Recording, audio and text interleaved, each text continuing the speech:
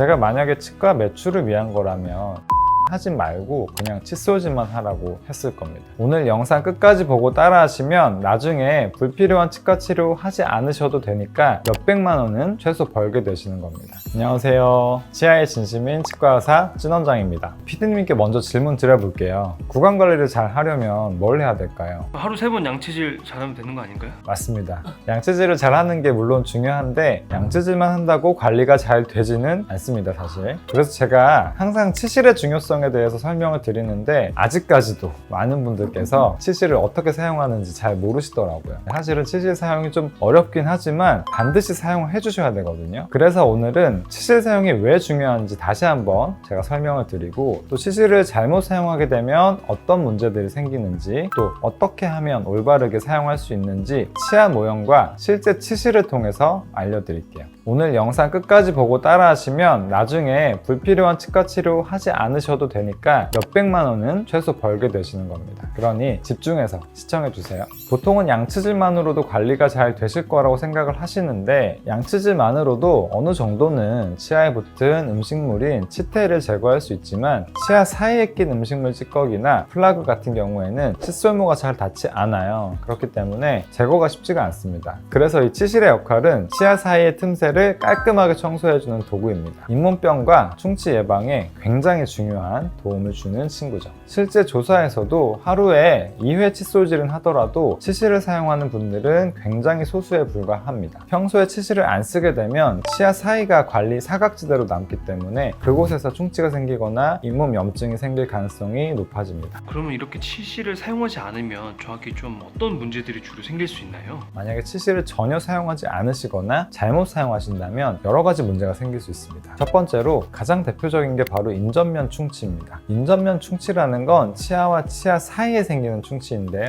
이 치아와 치아 사이 공간은 음식물이 잘 끼게 되는데 잘 빠져나오지 못하게 되면 그 안에서 부패하게 됩니다. 이게 문제가 뭐냐면 부패하게 되면 치아 한쪽에만 충치가 생기는 것이 아니라 옆 치아와 맞닿는 부위에도 충치가 생기기 때문에 한 번에 2개 치아에 충치가 생기게 되는 것이죠. 그래서 충치 치료할 때 양쪽을 같이 치료해야 되기 때문에 비용이 더블로 들게 됩니다. 두 번째는 바로 잇몸 염증입니다. 치아와 이 잇몸 사이에 플라그가 붙게 되고 잇몸 안쪽으로 들어가면 잇몸이 붓고 피나는 염증이 생기게 되는데요. 이렇게 생기는 잇몸 염증은 초기에는 통증이 별로 없어서 방치하기가 쉽습니다. 결국에 나중에는 이 뼈를 녹이게 되는 잇몸병, 즉 치주염으로 진행될 위험이 굉장히 큽니다. 세 번째는 잘못된 치실 사용으로 인한 잇몸의 상처입니다. 치실을 세게 위아래로 문지르거나 한 번에 잇몸까지 쑥 밀어 넣으면 잇몸에 상처를 주게 되거든요. 그렇게 잘못되게 힘으로 하시는 분들이 잇몸이 피가 나거나 손상이 돼서 오히려 치실하면 피가 나고 아프다 이렇게 잘못 오해하시고 치실을 사용을 안 하시게 되는 경우가 많습니다. 그래서 지금부터 치실을 올바르게 사용하는 방법을 치아 모형과 함께 보여드릴게요. 우선 첫 번째로 적절한 치실 길이를 뽑아야 됩니다. 치실을 뽑을 때 적당한 길이는 약 30에서 40cm 정도인데 남자분들은 약 어깨 사이즈 정도라고 생각하시면 되고 여자분들은 어깨 사이즈보다 조금 더 길게 뽑는다고 생각하시면 적당합니다. 너무 짧으면 손가락 사이가 좀 불편해지고 너무 길다 그러면 조절이 힘들어지기 때문에 적절한 길이를 뽑는 게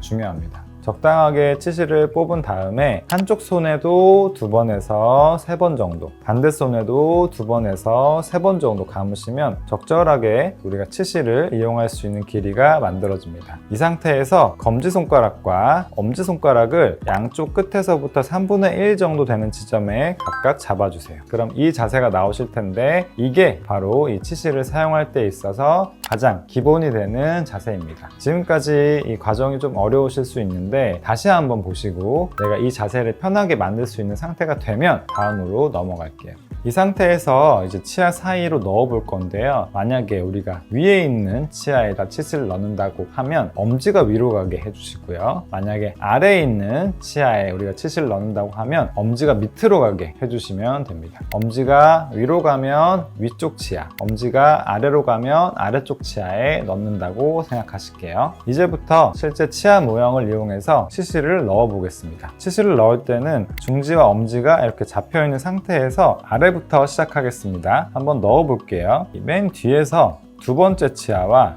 세 번째 치아 사이에 넣겠습니다. 엄지를 아래로 하고 중지를 살짝 눌러주시면 똑 소리가 나면서 들어갈 겁니다. 이 상태에서 너무 아래로 넣으시면 잇몸에 상처가 날 수 있기 때문에 그러지 않도록 주의하셔야 되고요. 들어갔다 싶으시면 그 상태에서 바로 이제 시작을 하시면 됩니다. 우리가 닦아야 되는 면은 앞면이 있고요. 그리고 뒷면이 있죠. 앞면을 먼저 닦아 보겠습니다. 앞면을 닦을 때는 앞에 있는 치아면에 밀착을 시키고 위아래로 부드럽게 움직이시면서 치실 사용을 해주시면 됩니다. 이때 위아래라고 해서 그냥 1차원적인 직선 움직임만 하시면 안 되고요. 약간 이렇게 돌린다고 생각을 해주셔야지만 청소가 잘 됩니다. 이제 뒷면을 닦아 보겠습니다. 뒷면을 닦을 때도 마찬가지로 중지를 이용해서 살짝 뒤로 밀고요. 그러면 뒤에 치아면에 밀착이 됩니다. 이 상태에서 위아래로 움직이되 약간 원을 그리듯이 앞뒤로 형성되는 원을 그리듯이 닦아주시면 깨끗하게 청소가 됩니다. 이때 살짝 잇몸에 약간 닿을 정도로 내려서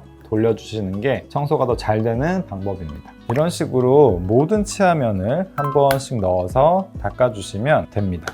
이때 한 가지 주의할 점은 우리가 구두 닦듯이 이렇게 왔다 갔다 하시는 경우가 있는데 그건 역시도 잇몸에 상처를 낼 수 있기 때문에 하시면 안 됩니다. 그리고 중간중간 치실 청소 후에 빼게 되면 여기에 이제 치태가 묻어 있게 될 텐데요. 그럴 때 엄지로 가볍게 닦아주시거나 한쪽 손은 조금 더 감고 한쪽 손은 조금 더 풀고 이런 식으로 해서 새로운 부분으로 이동을 하고 난 다음에 닦아주시면 됩니다. 이제 빼는 방법을 좀 말씀드릴게요. 이렇게 들어가 있는 상태에서 빼는 방법은 두 가지입니다. 위로 그대로 빼셔도 되고요. 넣은 상태에서 옆으로 이렇게 빼서 마무리를 하셔도 됩니다. 사실 두 가지 방법 중에 뭐가 더 맞다는 건 없기 때문에 본인한테 편한 방법으로 하시면 되고요. 만약에 보철물이 있는 치아다 라고 한다면 위로 빼게 되면 보철물이 빠질 수 있는 가능성도 있기 때문에 옆으로 빼시는 게 좋겠습니다만 보철물이 그렇게 쉽게 빠지는 건 아니기 때문에 위로 빼시는 것도 상관은 없습니다. 이렇게 치아 사이를 골고루 빼먹지 않고 앞니부터 어금니까지 모든 인접면을 다 닦아주셔야 되고요. 특히나 이 맨 뒷치아의 뒷면 있죠. 이 맨 뒷치아의 뒷면을 빼먹지 않고 닦아주시는 게 중요합니다. 처음에는 번거로워도 익숙해지시면 2-3분 안에 전체 치아 사이를 다 정리할 수가 있어요. 원장님은 몇 분 정도 걸리시나요? 다 빼먹지 않고 하는데 저는 1분 정도면 다 되더라고요.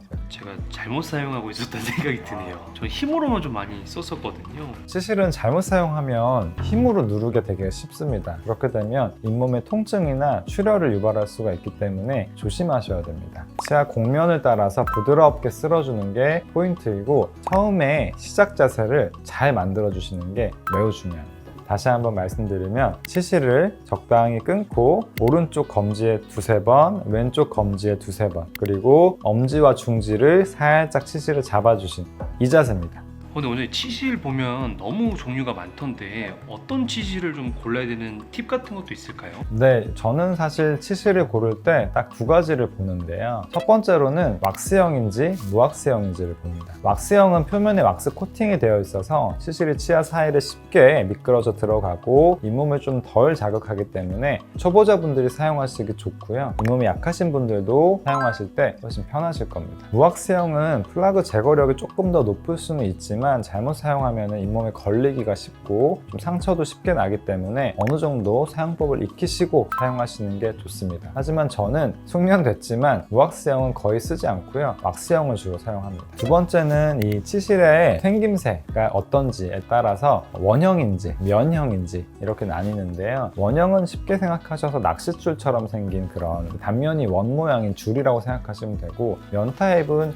약간 우리 수건 천 늘려놓은 것 같이 펼칠 수 있게 그렇게 되어 있는 구조라고 생각하시면 됩니다. 원형으로 된 그런 낚싯줄 같은 타입은 마찬가지로 너무 강하고 좀 쉽게 잇몸에 상처가 나기 때문에 저는 사용하지 않고요. 마찬가지로 좀 부드럽게 쓸 수 있다는 장점 때문에 면 타입을 저는 주로 사용합니다. 그런데 만약 이 치아 사이 공간이 매우 커서 치실을 넣어도 제대로 제거가 되지 않는다거나 임플란트를 한 주변 부위 이런 경우에는 치실도 좋지만 치간 칫솔이 조금 더 효과적일 수 있습니다. 이런 경우에는 조금 용품을 바꿔서 치간 칫솔로 플라그를 제거하시도록 하시면 더 관리가 잘 되실 겁니다. 그리고 치실을 하고 나서는 그냥 끝이 아니라 치아에서 제거된 플라그가 구강 내에 떠다닐 수 있기 때문에 칫솔질을 또 하셔가지고 마무리를 해주시는 게 좋겠습니다. 흔히 이제 치실이 먼저냐 칫솔이 먼저냐 라고 궁금해하시는 분이 많으신데 정답은 치실을 먼저 하시는 게 맞습니다. 왜냐하면 치실을 이용해서 이런 큰 덩어리들을 먼저 빼주고 칫솔질을 통해서 미세하게 마무리를 한다 라고 생각하시면 더 기억하기 쉬우실 것 같아요. 간혹 치실하면 치아 사이가 벌어진다고 하시는 분들이 있으신데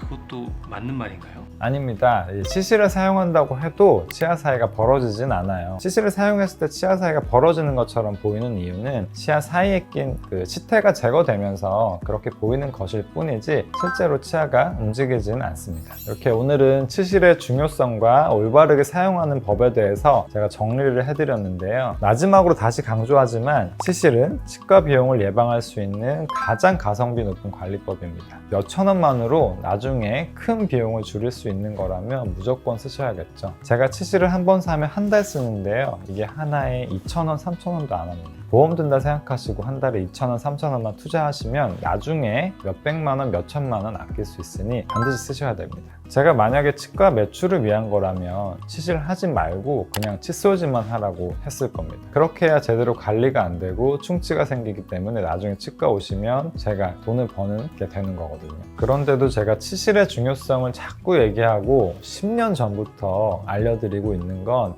온전히 여러분들의 치아 건강을 위해서 말씀드리는 거기 때문에 오해하지 마시고 들으시길 바라겠습니다. 만약에 치실 외로 가성비 있는 치과 치료에 대해서 궁금하신 분들은 제가 2가지 영상을 만들어 놓은 게 있으니 꼭 시청하셔서 적은 비용으로 최대한의 효과를 보시길 바라겠습니다. 추가로 궁금하신 점은 댓글 남겨주시고요. 지금까지 치아의 진심인 치과의사 찐원장이었습니다. 감사합니다.